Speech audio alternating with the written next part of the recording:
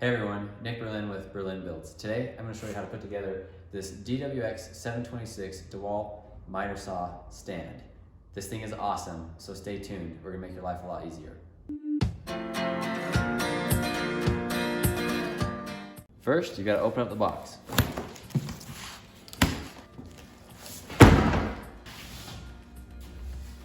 Alright, first thing I like to do is lay everything out so that way it's easy to find. Now, they're always going to tell you familiarize yourself with the instruction manual. And they're right, it is really savvy. Or just watch my video, one of the two, and you'll be alright. So if you're like me, when you see these little zip ties right here, you're going to think, oh, I should cut those. Do not cut those. They're actually keeping the stand folded up, so the instructions tell you to assemble everything else before you cut these. So, do not cut them. Again, not a good idea. If you're looking for the Allen wrench like we were, it's right here on this back corner of the saw. The next step is you're going to take the handle that's got the two black caps on it, and you're going to find the end that's got, I think it's hydraulics is the best way to call it, but all these little fancy gadgets and the little red handle, this is the side that you're going to put this piece on. So what you'll do is you'll slide it in, and you'll get the holes lined up. So now you've got two holes right here. So you're going to take the little bolt and the little curved washer that comes with it, and you're going to tighten that down.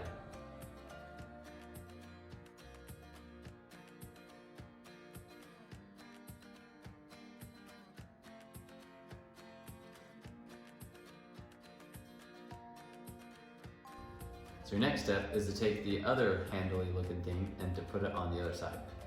And you're going to do it the same way. Now, you might actually need to prop it up though, like see laying it flat. I'm going to grab something and stick it under there to prop it up so that way it's just easier to do.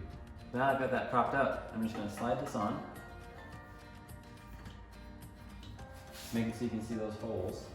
And it's just the same process as before. You got the little curved washer and the bolt.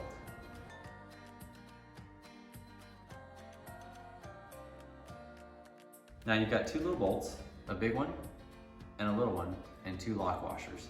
And those go to the handle that you're gonna put on this side of the saw. So the handle goes on like this, and then there's two holes. There's a big hole, and then there's a little hole. The big bolt goes in the big hole, and the little bolt goes in the little hole. You just watched me tell you where to put the little bolt, and I was putting it in the right place, but from the wrong direction. So put the little bolt in from this direction, and your life is gonna be a lot easier. All right, so now you're gonna do your wheel. So you're gonna take the long bolt, you put a flat washer on there, and then you're gonna take this little, I'm gonna call it a spacer.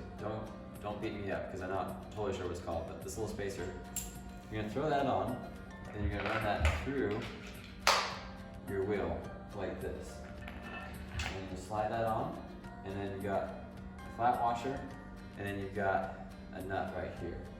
So the nut, I'm pretty sure it's 3/4 of an inch for your socket, but we will find out shortly. All right, so it is a 3/4. So you're gonna want a 3/4 inch socket and a 3/4 inch wrench. So I'm just gonna hold the wrench right here on this side, and you just tighten it up right here. And now once you have that one on, you're gonna do the other wheel. So the next step is we gotta put the saw on the stand, but we need to flip the stand over before we put the saw on it, because it's gonna be a lot easier that way. Now, if you're panicking because you're saying, where are the mounting bolts in your package of goodies that you got? They're actually already attached to the saw, so you have 4 of them right here. And you just use that same Allen wrench to undo those, and then you'll use those same bolts to attach your saw to the stand. I don't know why, but mine was ridiculously hard to get off. So I just use a pipe to give myself some more leverage. So, handy trick for you. If you need to, if one's really stuck, good, you can put your pipe on there and make your handle longer, and it'll make your life a lot easier. Just something to be aware of, you have these rails right here, and they're attached with these 6 different bolts. Now, I'm putting a DeWalt miter saw onto this, so this is actually already set up for my miter saw, so I don't need to loosen these. What you can do is there's these 6 points, and all you have to do is loosen them, and then you can slide these rails to be the width of whatever miter saw you're trying to mount onto this. Now you're just gonna take your saw and set it on there gently and line it up so it's pretty centered on the mount. So now what you're gonna do is there's these little pieces that kind of slide along. I don't know if you can see that right there, but we've got this little piece. So I've got my finger underneath there, and what I can do is I can slide it. So I'll just slide it so it lines up with this hole. And I'll put this piece in, and I'll just start it. And that's what you're gonna do for all 4 of the different mounting holes that you have on your saw. This saw, just if you're curious, this is the model DWX726. So I was wrong. This mounting rail was just a hair too far that way. So I end up having to loosen these screws, and I had to slide it this way.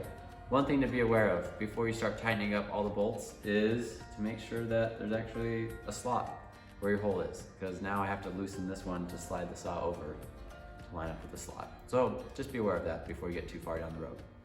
So remember those zip ties that we said that you shouldn't cut? Well, now is the time to cut them. And the instruction manual says be very careful because it can pop up while you're doing it. So that's why I've got my foot on the saw, just an added measure of safety. And then if you use a really sharp knife, it'll go a little bit easier than what I'm trying to do. I haven't sharpened this knife for a while, so here we go.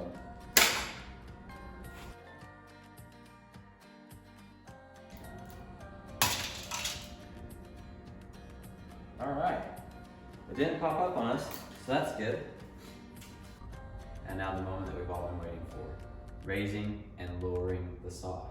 So right here, you have this little red lever. So what you're gonna do is you're gonna flip this over, and you're gonna use the handle to help lift it up.